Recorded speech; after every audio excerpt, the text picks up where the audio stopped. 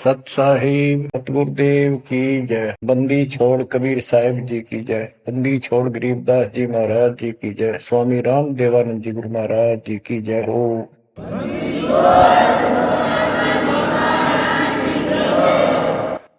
सर्व संतों की जय, सर्व भक्तों की जय, धर्मी पुरुषों की जय। श्री काशी धाम की जय, श्री सुडानी धाम की जय, श्री क्रोथा धाम की जय, श्री बरवाड़ा धाम की जय। सत साहिब। गरीब नमो नमो सत्य पुरुष को नमस्कार गुरु के नहीं। सुर नर मुनि जन साधु संतों सरसदीन। सतगुरु साहिब संत सब दंडवतम प्रणाम। आगे पीछे मत हुए इनको पूर्व। कबीर सतगुरु के उपदेश का सुनिया एक विचार। जय सतगुरु मिलते नहीं जाते नरक द्वार। नरक द्वार में दूत सब करते खेचा तान। उनसे कभू नहीं छूटता फिरता चारों खान। कबीर चार खानी में भरमता कबहू न लगता पार। तो फेरा सब मिट गया मेरे सतगुरु के उपकार। जय जय सतगुरु मेरे की जय जय सतगुरु मेरे की। सदा साहिबी सुख से वसियो अमरपुरी के डेरे की। जय जय सतगुरु मेरे की जय जय सतगुरु मेरे की।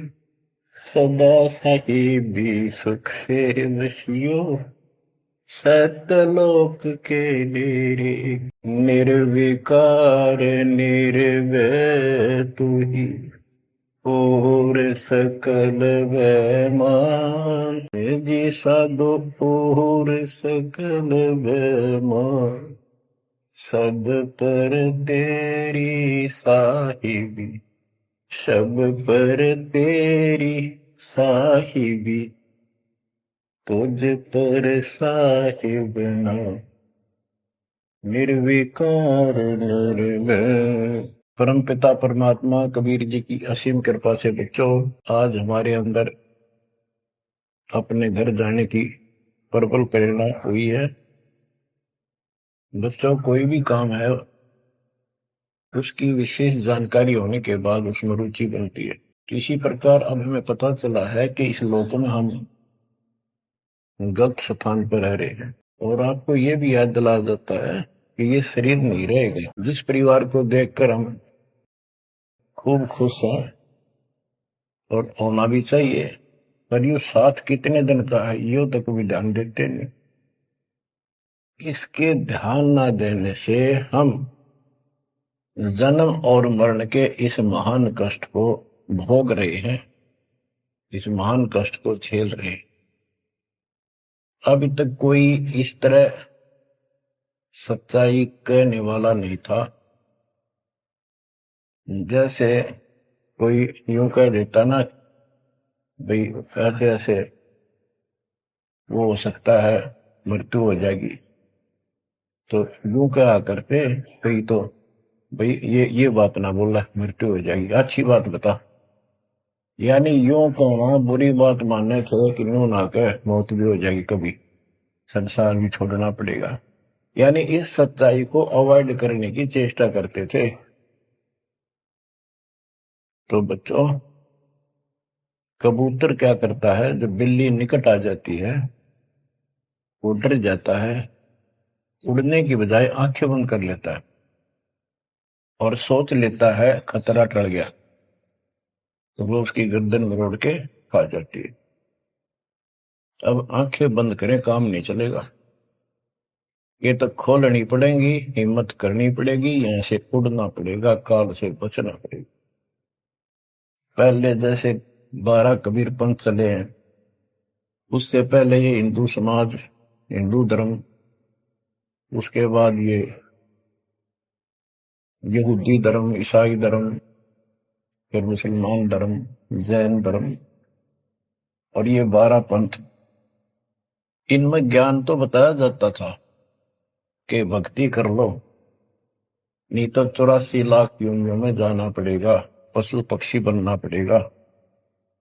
और आत्मा डरती भी थी, भक्ति के लिए प्रेरित भी होती थी, लेकिन वो भक्ति शास्त्र विरुद्ध थी, शास्त्र में प्रमाणित नहीं थी, और वो ज्ञान भी शास्त्र प्रमाणित नहीं था। श्रीमद् भगवत गीता अध्याय 16 श्लोक 23 में स्पष्ट किया है कि शास्त्र विधि को त्याग कर जो अपनी मर्जी से मनमाना आचरण करते हैं अपनी इच्छा से, उनको न सुख होता है, न कोई सिद्धि प्राप्त होती है, और न ही उनकी गति बढ़ती। या तो ये कहो कि गीता गलत और ये झूठे गुरु सच्चे, इनमें से एक को रिजेक्ट करना पड़ेगा। लेकिन गीता को कोई रिजेक्ट कर नहीं सकेगा, आखिर में इन झूठे गुरुओं को त्यागना पड़ेगा। बच्चों, परमात्मा के पाने के लिए, उस सुख को प्राप्त करने के लिए कितने कितने कष्ट झेले हैं महापुरुषों ने, हमने भी उठाए। हम ऋषि बने, ऋषि बनकर कठिन साधनाएं की, जैसा लोकवेद दंत कथाएं सुना करते थे उसके आधार पर सिद्धियां आ गई, सिद्धियां दिखा कर फिर प्रसिद्धि होगी, उस प्रसिद्धि के ऊपर हम प्रसिद्ध हो गए और खूब महर्षि प्रसिद्ध हो गए। अब पता चला वो प्रसिद्धि कैसी थी, जैसे आपको राबिया का प्रमाण बताया, 4 साल की ठीक साधना से ऐसे ऐसे चमत्कार भी हो गए, मक्का उठ के आ गया, लेकिन भविष्य जीरो हो गया उसका, सिर भी काट दिया, इतनी प्रेरित थी भगवान के प्रति, लेकिन नथिंग, कुछ नहीं हुआ। काम तो अब बनेगा जब बनवाया जा। गरीब ये जीवन सफल है, जब लग राम रटंत, देखोरी को जाने दे, भरम पड़े हैं पंथ। इस मनुष्य जीवन की सफलता उसी की है जो परमात्मा की भजन करते हैं, अन्यथा इसका कोई यूज नहीं। पशु पक्षी का भी ऐसा ही जीवन है, ऐसे ही कर्म वो करते हैं, खाना पीना, टट्टी जाना, बच्चे उत्पन्न करना, बच्चों के लिए फिर सारा दिन भटक के उनका पोषण करना, फिर मर जाना, ये कोई जीवन है? इस ज्ञान से आपके अंदर जो गलत प्रेरणा भरी हुई है वो काल द्वारा भरी गई है, बहुत प्रबल है, वो सामान्य नहीं है। अब जैसे किसी को बुखार हो जाता है तो उसके बस की बात नहीं वो नॉर्मल हो जाए। तो बच्चों, आपके लगन लगानी पड़ेगी। जैसे बुखार हो जाता है, उसके बस की बात नहीं कि वो ठीक ठाक रहे, अपने ठीक क्रिया करे, तो उसके लिए औषधि की आवश्यकता पड़ती है, और जब नॉर्मल हो जाएगा फिर सारे काम ठीक करेगा। इसी प्रकार ये आपके बस की बात नहीं है जो आप जिस व्यवस्था में लग रहे हो, ये इस ज्ञान से, इस भक्ति से आपका यो अज्ञान हटेगा, ये जिससे प्रभावित हो बुखार हटेगा, फिर आपकी लगन अदब से बनेगी, अलग से बनेगी। अगर ये भाव नहीं बना तो क्या ये जीवन अच्छा है जो आप जी रहे हो? कोटि जन्म तन भर में दोगे कुछ नहीं हाथ लगा रे, कुकर कुत्ता, सुकर सुअर, खर गधा, कौवा बुगला, बता, इन प्राणियों के शरीरों में असंख्यों बार कष्ट उठा लिया अपने को, असंख्यों बार, एक बार नहीं। तो क्या इस प्रोसीजर को जारी रखोगे? मेरी आत्मा तो मान नहीं रही कि आप इसको स्वीकार कर लोगे। और अब भी आपकी आंखें नहीं खुलेंगी और आपकी प्रेरणा नहीं बनेगी, तो फिर इंसान नहीं, पत्थर हो तुम, पत्थर। कोटि वर्ष करे संगत संतों की, पत्थर का जल में क्या डूब जाए। चंदन बन में रंग ला दे, एक बांस बिटन भी ना सींचे। पत्थर को जल में डाल दे, कितने गहरे जल में डाल दे, कितने दिन डाले रखे, उसका कोई असर जल का नहीं होता। नहीं, जल से तो नरम होता है पदार्थ। बाहर निकालते उसको घिसा दे दूसरे पत्थर से, जो का त्यों चिंगारी निकलेंगे। तो पत्थर जैसे प्राणियों को किसी चीज का असर नहीं होता। ये अमृतवाणी उन पुण्यात्माओं को झंझोड़ कर रख देंगी जिनकी आंखें काल में अज्ञान से बंद कर रखी। उस परम पिता के घर जाने के लिए, सुख को प्राप्त करने के लिए गरीबदास जी बताते हैं कि मंसूर महसूर क्यों हो गया, शरीर पासी प्रवेश और जाके ऊपर एती नोबती। कैसा है वो देश। उस परमात्मा के सुख को, सतलोक को प्राप्ति के लिए, उसकी प्राप्ति के लिए टुकड़े टुकड़े शरीर करा दिया मंसूर अली जी ने, पीछे नहीं हटा। तो गरीबदास जी कहते वो सुख कितना होगा जिसके लिए शरीर भी खत्म कर दिया, कोई नो प्रॉब्लम। और ये शरीर तो आपका रहेगा नहीं, गारंटीड है। इसलिए बार बार याद दिलाता हूं कि हमारे ऊपर नशा जबरदस्त कर रखा काल ने। ये आपके बस की बात नहीं, ये तो ये एंटीबायोटिक आपको प्रेरित रखेंगे। आप भक्ति भी करोगे, बुराइयों से भी बचोगे, और अपने घर जाने की प्रबल इच्छा बने। जहां आशा ता बासा होई, मन कर वचन सुमरियो सोई। गिरिव नरसिंह रूप सतगुरु धरा, प्रहलाद भगत के काज। हिरणाकुश को ले गया, जो तितर को बाज। परमात्मा कबीर जी ने ही नरसिंह रूप धारण किया। ये सारा श्रेय अभी तक श्री विष्णु जी उर्फ श्री कृष्ण जी को दिया जा रहा था। जो भी है, परमात्मा चाहते हैं कि किसी तरह इनकी भक्ति में आस्था बनी रहे। ये किसी को मानकर भक्ति कर रहे, करते रहो, उससे मिलना कुछ नहीं, पर पिछले संस्कार से मालिक उनकी मदद स्वयं करते हैं। गरीब नामा का देवल फेरा, मुई जवाई गाय। पीड़ा मेरी संत की, छान छवाई आए। कबीर साहब कहते हैं, 2 दिन मेरी शरण है, ताका हूं मैं दास। दास में नौकर, गुलाम, और गेल गेल लग गया करूं जब तक धरती आकाश। नामदेव नाम के महापुरुष पिछले संस्कारी थे। परमात्मा कबीर जी कहीं भी आश्रम बना के कुछ करने के लिए रह जाते हैं, एक गुरु की भूमिका करते हैं। अपने बच्चों को, वहां आसपास के क्षेत्र के बच्चों को ज्ञान सुनाते हैं। कोयल के बच्चे ज्ञान को सुनकर, आवाज को सुनकर उनकी तरफ खींचे आते हैं, सोबे वाले रह जाते हैं। तो उस समय रंका और बंका दोनों पति पत्नी थे। एक उनकी बेटी थी वंका। नामदेव भी उसी समय परमात्मा कबीर जी का शिष्य हुए थे, जब वो वहां संत रूप में लीला कर रहे थे। हम ज्ञान सुन लेते हैं, सारी बात करते हैं, पर अपनी जो पूर्व प्रेरणा है, पिछले जन्म के संस्कारों से भी हम बाज नहीं आते।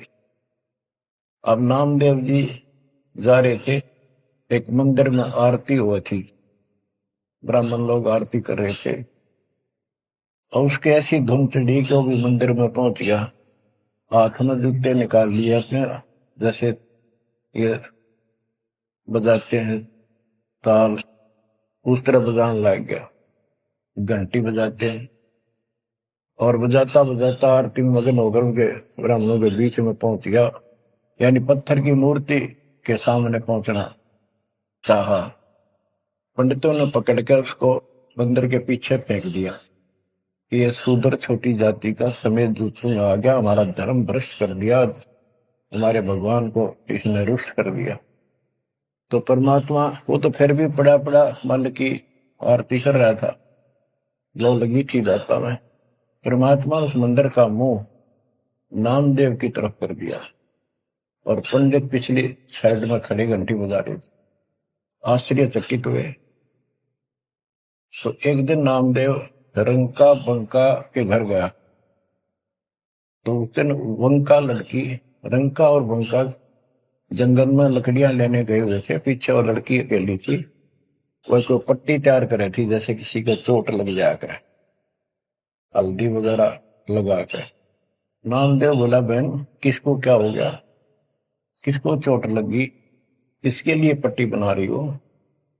उनका बोली, रे नामदेव तू दो दिन ज्यादा दुखी ना करा कर, तो भाई मर्यादा में नहीं रहता,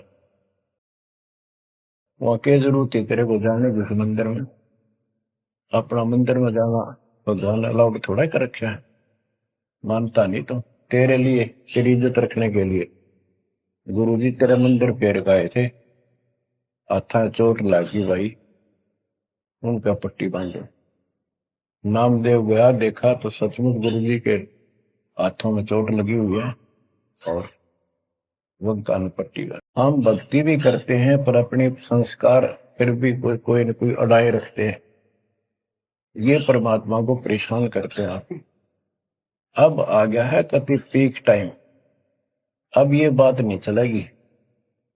पहले तो चलो को रह गए, कोई बात ना, पैर पकड़ लिए भगवान ने, अब क्या फिसल गया पैर तो पता नहीं कहाँ पड़ोगे जाकर। ऐसा अजब गजब का ज्ञान दे दिया, ऐसा समाधान आपको दे दिया, और ऐसे समय में मानो श्री मान, तो आंखें खोल लो। बच्चों, गरीब नामा का देवल फेरा मुई जवाई गाय, पीड़ा मिट्टी संत की छान खवाई आए। अब एक जिसमें नामदेव जी ने मंदिर घुमा दिया, घुमाया तो मालिक ने था, लेकिन मालिक अपने नाम नहीं लेते, दादू से दरजीव के आप बगल हो जाए, करा करावा साइया मन में लहर उठा, दादू से दरजीव के आप बगल हो जाए। उनकी महिमा ज्यादा होगी, मुसलमान धर्म के लोगों को दिक्कत हुई, उन्होंने राजा को कहा कि ऐसे ऐसे काफिर है, वो दुनिया को गुमराह करता है कि मुर्दे जिंदे कर देता है, मंदिर घुमा दिया, ऐसे कर दिया। राजा ने पकड़ के बुलाया और कहा, ये गाय काट दी वहां पर, इसको जिंदा कर, जब जाने तो संत है, नहीं तो तेरे को आज तेरी गर्दन यही काट दूंगा। कबीर साहब कहते हैं, हम फिर वहां गए बच्चे, अपने बच्चे के लिए, और उस गाय को जीवित किया। जैसे पुराने समय में सब छान झोंपड़ी डाला करते थे, हट घास ग्रास की, और वो साल भर में कंडम हो जाती थी, तो बारिश आने से पहले उनको फिर से या तो नहीं डालते थे या तो उनमें कुछ रिपेयर किया करते थे। नामदेव की माता जी ने कहा, बेटा अपनी छान ठीक कर ले झोंपड़ी, बारिश आने वाली है, मौसम निकट है। वो कहने लगा, ठीक है माता जी, जाता हूं मैं जंगल से सर काट के लाता हूं, वो सरकंडे से घास फूस। रास्ते में सत्संग हो रहा था, सत्संग सुनना, फिर वहां सेवा में लग गया, शाम होगी वापस आ गया। उसकी माँ बोली, बेटा ले निकल घास फूस। माँ ऐसे ऐसे सत्संग में चला गया, ध्यान नहीं रहा। अगले दिन फिर ऐसे ही उसकी माँ बोली, भाई देख ले तो बारिश हो जाएगी, कुछ दिन सारे कपड़े भीजेंगे, अपने भीगेंगे, बहुत नुकसान हो जाएगा। अगले दिन भी ऐसे हुआ। तीसरे दिन उसने सोचा, आधा सत्संग सुन लो और फिर जाऊंगा। आधा सत्संग सुनकर चल पड़ा। सत्संग तो फिर पूरा ही सुनना पड़ा उसने, फिर सेवा सेवा ना करी, अपना काम के लिए चल पड़ा। जल्दी जल्दी घास फूस काटने लगा, पैर में कुहाड़ी लगी, दांती लगी और ज्यादा चोट लगी। पैर के पट्टी बांधी, अपना कपड़ा वही ले रखा था पाड़ के चंदर। और उसी दिन परमात्मा ने नामदेव का रूप बनाया और खूब ये सरकंडे सिर पर धर के लाए, आकर छान बना दी और डाल दी। नामदेव शाम को लंगड़ाता लंगड़ाता पहुंचा, माँ बोली के लग गया बेटा। मैंने बताया माँ ऐसे ऐसे आज भी ना लड़ पाया मैं तो। माँ उस झोपड़ी से आगे पहुंच गई, बेटे को तकलीफ सी देख के क्या लग गया बेटे के। माँ माफ करिए आज भी नहीं सामान जान पाया मैं तो, वो ऐसे ऐसे बन गई मेरे साथ। कोशिश करो था जल्दी जल्दी काटूं, माँ दुख पाओगी। मेरे तो पैर में कुहाड़ी लगी है, दाती लगी, चोट लगी और चला भी नहीं जाता। माँ ठीक होती बनाऊंगा झोपड़ी।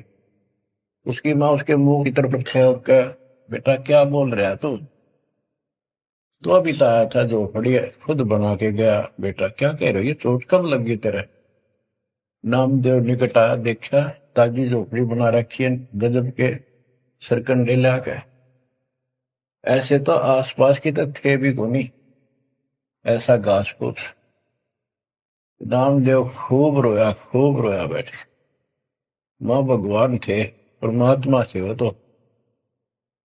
बच्चों, दो दिन मेरी शरण है ताका हूं मैं दास, गेल गेल ला गया फिर जब तक धरती आकाश। ये किसी जन्म में भक्ति खूब करी थी जैसे इस युग में, और इस युग के पिछले हुए भक्ति गजब की रहती है, क्योंकि यह साधना शास्त्र में खुला। मोक्ष न होता तब तक परमात्मा इनके साथ रहे, इनसे चमत्कार भी होते रहते, नाम भी हो जाता, पर काम तो ना बढ़ा, मोक्ष तो ना हुआ। तो ये जो ज्ञान आपको सुना जा रहा है, ये हर पहलू पर आपको सतर्क किया जा रहा है। तो या तो इस भक्ति में छोड़ दो, रिया कति दर्द हो जाओ, कमर कस लो, अब के पीछा छुटवाना है। ये लल्लो पत्तो बहुत होली, केवल हम सुख मांगते हैं, धन मांगते हैं, बेटा ना तो बेटा मांगते हैं और धन संपत्ति मांगते हैं। ये तो बिना मांगे दे देगा जब दिल डट गया आपका, डर रहे तो। कोई भी काम है दृढ़ता के साथ होता है। धीरे धीरे रे मना, कबीर साहब कहते, कबीर धीरे धीरे रे मना, धीरे सब पूछो, माली सींचे सौ गुड़ा फिर तो आए फलो। आज पौधा बोया है आम का, अगले दिन नहीं लगेंगे फल उसके, महीने 20 दिन में भी नहीं लगेंगे, वर्षों उसकी सेवा करनी पड़ेगी।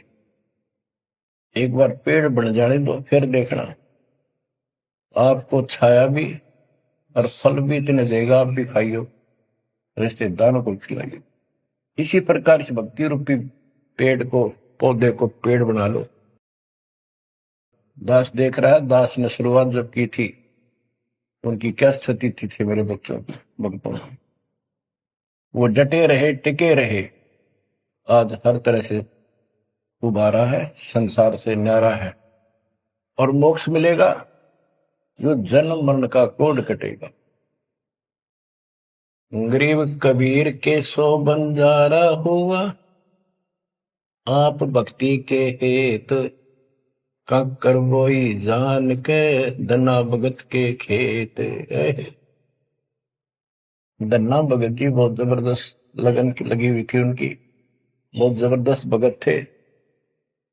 दया भाव संत में होती है। बारिश हुई, बीज सभी किसान ज्वार बीजने चल पड़े। धन्ना की पत्नी ने भी ज्वार दे दी 5 किलो, पहले खेत में बो के आओ। भगत जा रहा था बैलों को साथ, बैल लेकर के, हल लेकर के। रास्ते में 4-5 भगत भूखे थे, बैठे थे। अब भगत स्वाभाविक साधु संत को देखकर राम राम करी उसने, बैल खड़े कर दिए, बैठ गया 2 मिनट भगवान का। सुबह सुबह पता चला कि उन्होंने 3 दिन से भोजन नहीं खाया था और मरने के कगार पर। कहने लगे भगत हम तो मृत्यु के निकट हैं, कहीं भोजन नहीं मिला, क्योंकि रेगिस्तान राजस्थान या भी पहले सारी शिक्षा ऐसी थी नहीं बढ़िया वाली जनता की। बारिश हो गया तो फसल होगी, ना तो भूखे मरा करते। तो भगत जी ने सारे के सारे ज्वार रख दी उनके आगे, बीज, वो मरे थे भूखे, सारी खा गई। अब वो चल पड़े। भगत जी ने सोचा ही वे घर वाले लड़ेंगे, पत्नी भी गर्म मिजाज की थी। और इसमें तो भाई कोई भी टोक दे, बीज भी कित खा गया तो कित खो दिया। किसान का तो जीवन होता बीज, लेकिन उसने परिवार न्यौछावर कर दिया। कंकर इकट्ठी की लोगों को दिखाने के लिए, जैसे और बीज बो रहे थे ऐसे कंकर बखेर के हलवा के सामने घर आ गया, खेत में जाकर नहीं देखा। कुछ दिनों के बाद औरों का तो ज्वार गजब की उगरी, और भगत जी के खेत में तुम्बे मतीरों की बेल उगरी बिना गिनती की, और मतीरे लग गए मोटे मोटे ये तुम्बे।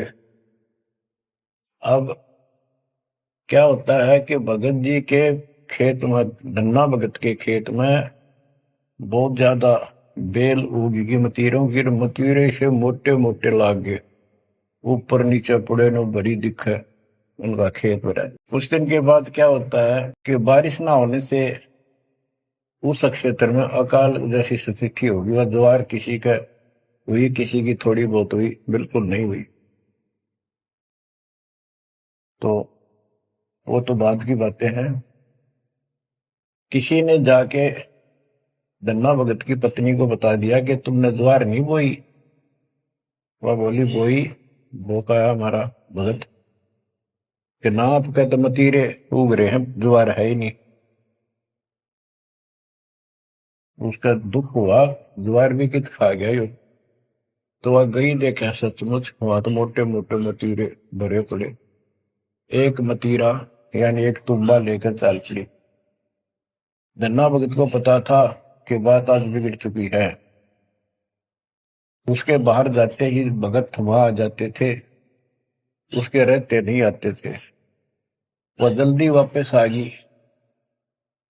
धन्ना भगत ने सोचा था शाम तक आओगी, तो भक्तों से कहा तुम जाओ, बात आज गड़बड़ है। सिर पर मतीरा रख रखा, आते उसने मतीरा सिर में मारा धन्ना भगत का। धन्ना भगत जी ने थोड़ा बचाव किया तो धरती में लगकर फूट गया।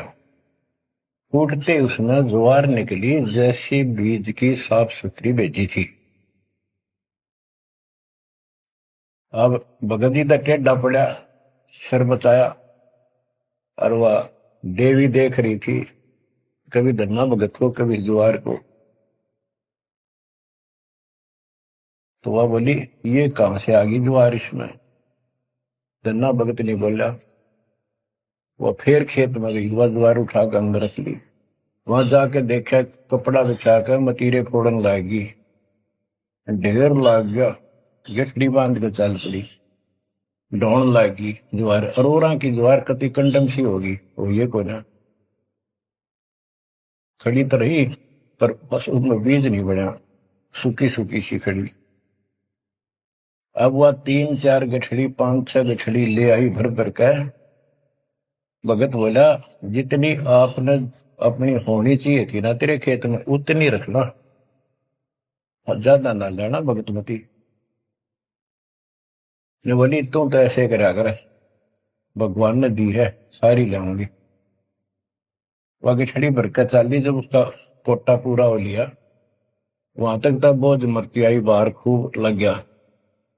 उतारी तो सारा फूस बना पाया, एक फेर लाई वो भी नहीं हो गया, हार के बैठ गई। फिर धन्ना भगत के खेत में ज्वार निकला, तुम्बों से ज्वार निकला, गांव इकट्ठा हो गया। भगत बोला भाई अपनी बांट लो थोड़ी थोड़ी, तुम सारे भूखे मन तो बच जाएगा गाँव। तो सब ने अपने हिसाब का थोड़ा थोड़ा ले लिया, और फिर भी उभरती रहेगी। बच्चों ये बातें कोई बनावटी नहीं है। जिनने भगवान के ऊपर समर्पण किया, जो भगवान पर समर्पित हुए, भगवान ने कभी उनका मारा नहीं। चारों युगों को देख लो, हमने किसका रखा मारा। तो बच्चों ये महापुरुषों की जो कथाएं हैं आज अपने काम आऊंगी। आप एक बार लग कर देखो इस मार्ग, कोई जगह नहीं रहेगी आपको अगर मगर कर्ण की स्मरण को, कति परमात्मा हर तरह से संतुष्ट कर देगा। बस अपनी एक कथा बताओगा। हम सुनते थे कि द्रौपदी का चीर बढ़ा दिया भगवान ने, पर ये नहीं पता था क्यों बढ़ाया था। वो तो अब इस तत्व ज्ञान से निखार हुआ कि कबीर परमात्मा ने एक लीला करके उसका लीर ग्रहण किया कपड़ा, और उसके कारण बढ़ा था। तो इससे कोई किसी को कहते वो मानता नहीं था, ये कोई बात है, कैसे हो सकता है, ऐसे नहीं हो सकता, वैसे नहीं हो। हम भी मानते थे कि चल ना होगा, पर भगवान तो है और बहुत काम कर रखे हैं। मन मानता था भगवान कुछ भी कर सकता है, क्योंकि आस्था जब भी बनती है जब ये भावना बढ़ जाएगी परमात्मा जो चाहे सो कर सके। उसके सामने इम्पॉसिबल वर्ड नहीं है उसकी डिक्शनरी। आपको बताता हूँ, नाम ले लिया, 2-3 साल हुए थे बस। 1988 में नाम लिया, 1990 या 89 की बात है, 88 या 89 की। तो एक मकान बनाया, ऊपर मकान बना रखा है, उसके ऊपर एक गैलरी ही पूजा स्थल बनाया, 5.5 बाई 15 फुट का। उसमें एक गली में झांकी थी, खिड़की और विंडो, और एक अंदर आंगन की तरफ क्रॉस वेंटिलेशन बढ़िया था। तो जल्दी के कारण मैं बने बनाए वो लिया जगड़े पूजा स्थल, 2 मांझ का उनको पेंट करके लगा दिया। उनमें शीशे भी लगे हुए थे। एक शीशा टूटा हुआ था, एक शर्फ खिड़की का, वो डबल होते। मैं ये चढ़वा देंगे बाद में, जल्दी काम हो जाएगा। वहां मैंने ये भक्ति बोध छपुआ कर रखी कि गुरुजी आएंगे उनको सौंप दूंगा, वो आगे भक्तों को देते रहेंगे जब कोई दीक्षा लेगा। ऐसे सेवादास करने लगा। क्या हुआ कि उस जो शीशा टूटा हुआ था उसमें क्या चूहे बढ़कर उनको काटने लगे। और उस समय क्या था, जब वो जंगले लगाए तो जाली लिया था, ये लोहे की जाली जो मच्छरों से बचाने के लिए खिड़कियों पर लगाई जाती है बाहर की साइड। और वो गलती से वो गलत काट के दे दी। मैं वो साइज लिख के उस लोहे की दुकान पर दिया, भाई ये काट के तैयार कर दे, इनका बिल बना दे। मैं और सामान लेकर वापस आया, उसने बांध के लपेट कर रख रखी थी। मैं उठाकर चला पैसे देकर। आके मैंने कहा ले भाई लगाओ। तो ये बड़ा लड़का, अरे वहां किराएदार रहता था, वो बोले हम लगा देंगे। कील क्या सारी ला रखी थी, उन्हें सीढ़ी लगाई। मैं तो चला गया उनको कह के, शाम में आया तो कोई नहीं लगा रखी। पूछा भी कारण क्या था, क्यों नहीं लगाई। उन्होंने बताई कि छोटी है, बराबर में छोटी रहेगी, कम से कम 9 इंच छोटी है। वो लिखा था मैंने 3 फुट 9 इंच, उसने 3 फुट काट दी। या नौकर ने देख के काट, या गलती लगी जैसे भी। फिर मैंने सोचा भी छोड़ो भाई, अब किसके साथ मत्था मारे जाकर, वो कहेंगे तेरी गलती है, आपने यही साइज बताया था। मैं इस चक्कर में नहीं पड़ा करता। मैंने वो उठा के स्टोर में डलवा दी। एक सीजन बारिश का ऊपर का उतर गया। फिर वो नित्यनेम छपवाई पुस्तक, फिर उसमें चूहे बढ़ने लगे। कपड़ा बांधा, कपड़ा काट दिया। ये मन में था कि वो जाली तक पूरी है नहीं। फिर दिमाग में आई, भाई ऐसे करो, इस एक खिड़की में दिक्कत है, इस जाली को ऊपर नीचे करके दोनों को एक में सेट कर दो। तो वही दोनों किराएदार, ये बड़ा लड़का, ये छोटा ही था, 12-13 14-15 साल का। तो मैं उनको कह के अपनी ड्यूटी पे चला गया। इनकी माता जी ने, नारों ने, वो वहां से निकाल कर जाली स्टोर से नीचे डाल दी, भाई लगा दियो। इन शाम से न लाई किता। मैंने आकर पूछा, एक जाली ला रखी, वह पूरी एक नीचे पड़ी। मैं ड्यूटी से आया शाम को 5 बजे। मेरी दुआएं बात खटक रही थी, इन लगा दी होगी बच्चा ठीक से ना, मैं आप लगाऊंगा साथ लगकर। मैंने देखा एक जाली नीचे पड़ी, एक ऊपर लगा रखी, उसी पर जो शीशा टूटा हुआ था, गिलास। वो गिलास लगवाने की टाइम नहीं मिल रहा था, क्योंकि दूर मेरी ड्यूटी थी, कौशली साइड में हेडक्वार्टर था, 77 किलोमीटर जाना था। ये ऐसा था ही जुगाड़ करना चाहा था मैं, कर दे फिर आराम से कर लेंगे। तो मैंने अनारों से पूछा कि ये जाली लगा दी उन्होंने। अब ईब ला के गए, सुबेरे की कह रही थी भाई ला दे, पर ध्यान नहीं दे रहा था यो लापरवाह। ईब नु देखा गाने वाला पापा ने फटाफट बुला कर नींद को लगवा दी। मैं बोला जाली ये और ले आए क्या ये? बोला नहीं और तो नहीं है, ये तो वही है जो ऊपर डाल रखी थी स्टोर में। मैंने ये सुबह आपके दादी इनको कह दी कि भाई ये रखी, लाओ जब ला दी। मुझे विश्वास नहीं हो रहा, तू सच्ची बता ये बदलवा तो नहीं लाए इसको? और बोली बदलवा की थी तो लाई मुश्किल तो है, बदलवान का कित सही हो। मैं हैरान, मेरा विश्वास नहीं हो रहा। एक पूरी हो ही नहीं सकती, पूरी होकर के भी 6-7 इंच नो लटकरी बराबर में मुड़ के। 9 इंच वो बड़ी और 6 इंच और एक्स्ट्रा उसी साइड में। दूसरी देखी, दूसरी भी गए। फिर इसने लैब में ढूंढ गए, बड़े लोग खेल खेल रहा था कितना। मैं बोला तू ये बता ये जाली बदलवा के लाया है कि वही है? वही है, मेरी मां ने उतार के यहाँ डाल रखी थी, हमने ला दी। मैं मेरी कसम खा, कबीर साहब की कसम खा। बच्चों वो दिन है आज, इतना गजब का विश्वास कर दिया जाता। बात कुछ नहीं थी, बात और भी लाई जा सके थी, लेकिन दिखा दिया कपड़ा छोड़ हम लो बढ़ा जा। इस मालिक कबीर साहब ने लोहे की जाली बढ़ा दी, वो आज भी विद्यमान है। एक तो उनमें से वो मकान बेच दिया था इसने, वीरेंद्र ने, मेरे यहाँ इस मार्ग पाने के बाद। जिसने लिया वो भगत, उस भगत ने वापस डोनेट कर दिया कि ऐसी अनमोल पूंजी को मैं सुरक्षित नहीं रख पाऊंगा, आपको वापस दे।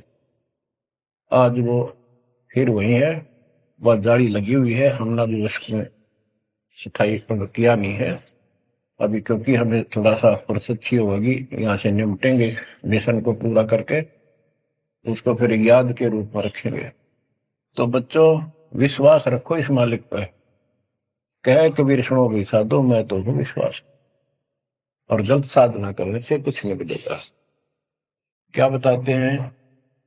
गरीब कबीर के सो बंजारा हुआ, आप भक्ति के हेत काकर बोई जान के, धना भगत के खेत।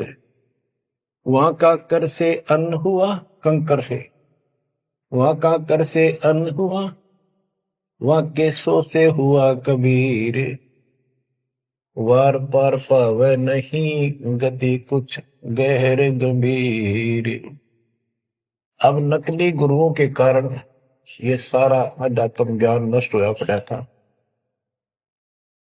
उसके बारे में कबीर साहब बताते हैं, गरीबदास जी बताते हैं, गरीब विष्णु त्रिलोकी नाथ के परचे कोटि अनंत, भक्त वत्सल भगवान है क्यों निंद है संत। यानी भगवान में आस्था बनाए रहने के लिए परमात्मा ने इन पर विष्णु जी को निमित्त बनाकर लीलाएं की। कहते हैं इनको विशेष वो ना समझो, ये भी अच्छी आत्मा है, 3 लोग के नाथ हैं।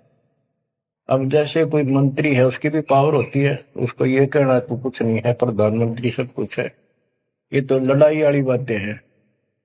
ये तो सतीथी बताई है, इनकी इतनी औकात है, इतनी ताकत है, उनकी इतनी है, इनसे हम दूर नहीं हो सकते और इनको एज ईस्ट पूज भी नहीं सकते कि ये करतार बने हुए हैं अपने आप।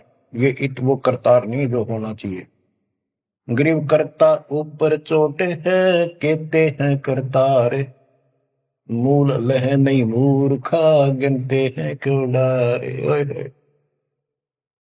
कि जितने करतार अपने आप बना रखे तुमने, राम कृष्ण विष्णु, ये फिर कितने बना रखे। कर्ता ऊपर चोट है, जो एक करतार को छोड़कर अन्य जो कर्ता बनते हैं उनकी दुर्गति होती है। रामचंद्र देख लो, सारी उम्र दुखी रहा, और कर्ता बन रहा था। लोग भगवान के थे, वो भी मान लेता था। आजीवन कष्ट रहा, अंत में सरयू नदी में जल समाधि ली, डूब का मेरा। कृष्ण जी सारी उम्र दुखी रहा, सुख का सांस कभी नहीं, कभी कंस, कभी केसी, कभी चाणूर, कभी कुछ पूतना, और आखिर में दुर्वासा के श्राप से कुल उनके सामने नष्ट हो गया। जिसका कुल सामने मरे और पश्चाती वो जीव है, सबसे निर्भाग आदमी है। सब कष्टों को देख कर रो रो के टाइम काटा, आखिर में एक विषाक्त तीर से मारेगा, विषाक्त जहर से बुझे हुए एरो तीर से मारेगा। अब क्या बताते हैं, गरीब करता ऊपर चोट है, कहते हैं करता रे, मूल लह नहीं मूर्खा, गिनते हैं क्यों डारे। के मूल की पूजा क्यों नहीं करते, डालियों में क्यों गिनते फिर हो तुम, कितने भगवान है, कितने टहनी है। मूल से सब कुछ होता है। गरीब सतगुरु साहिब एक है, दूजा भरम विरोध, बिन सतगुरु सूझे नहीं, चाहे पढ़ो 18 बोध। गरीब गल गोटा गुरु आखे ने, फांसी दे अड़ाए, द्वादश तिलक बनाए कर, चंपुर दे धकाए। कि ये इंसान का नाश करने, मनुष्य जीवन को बर्बाद करने वाले, ये बाह्य दिखावा करके द्वादश तिलक 12 तिलक बना लेंगे, कंठी माला पहन लेंगे, लाल कपड़े, बड़ी बड़ी दाढ़ी मूछ उठा लेंगे, या घुटन घोट हो जाएंगे, मूड मुड़ा लेंगे। ये गलगोटा है, ये काल की फांसी लिए कर रहे, झूठी साधना करवा के।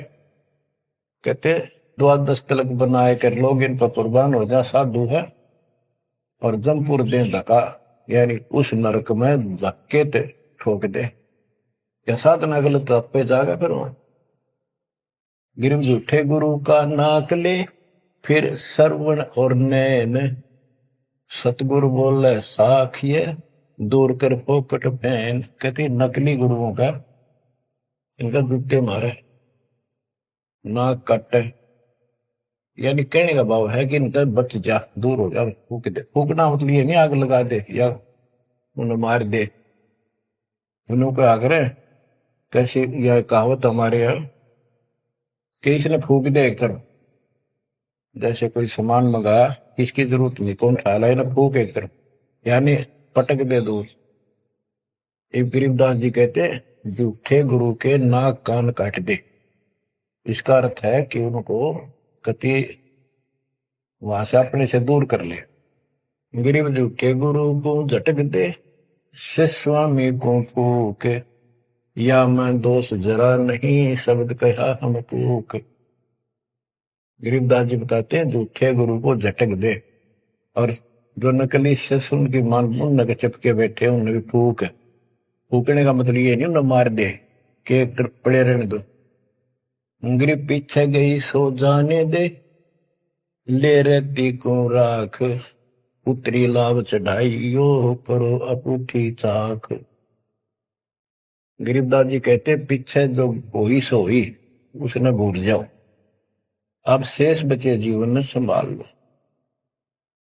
उतरी लाभ चढ़ाइयो, करो अपूठी चाक। जैसे हम सत भक्ति ना करने से हमारे सारे काम बहुत खिंचके होते हैं, होते ही नहीं, परेशानी रहती है। और जब सच्चा गुरु मिल जाता है, वही काम फटाफट होने लग जाते हैं। पुराने समय में कुएं से जल निकाला करते थे, सिंचाई का काम भी कुओं से होता था, उसमें बैल जोड़े जाते थे, एक लाव होती थी, लाव, वो डोल नीचे जाता था, एक लकड़ की पुड़ी होती थी, लोहे का इतना सिस्टम नहीं था, फिर लोहे की बनने लगी थी पुली, उसके ऊपर वो लाव यानी रस्सी, मोटी रस्सी होती थी, बढ़िया मजबूत। वो पुली से नीचे उतर जाती तो अब पुली घूमती नहीं, वो फिर कैसी होती थी, वो घूमती नहीं और अड़का खड़ा हो जाता, नीचे रस्सा गिर जाता साथ में। फिर उसको कहते ऊपर रख, फिर से पुली पर रख, और फिर खींच, आसानी से घूमेगी और फटाफट पानी निकला होगा। कि शास्त्र विरुद्ध साधना करके भक्ति से दूर होकर भगवान से तुम दुख पा रहे हो, फिर से भक्ति शुरू कर दो, फिर आपको सुख। गिरिव पीछे गई सो जान दे, ले रहती कुआख। जो शेष बचा जीवन इसको संभाल ले रख। उतरी लाभ चढ़ाई यो करो अकूटी चाख।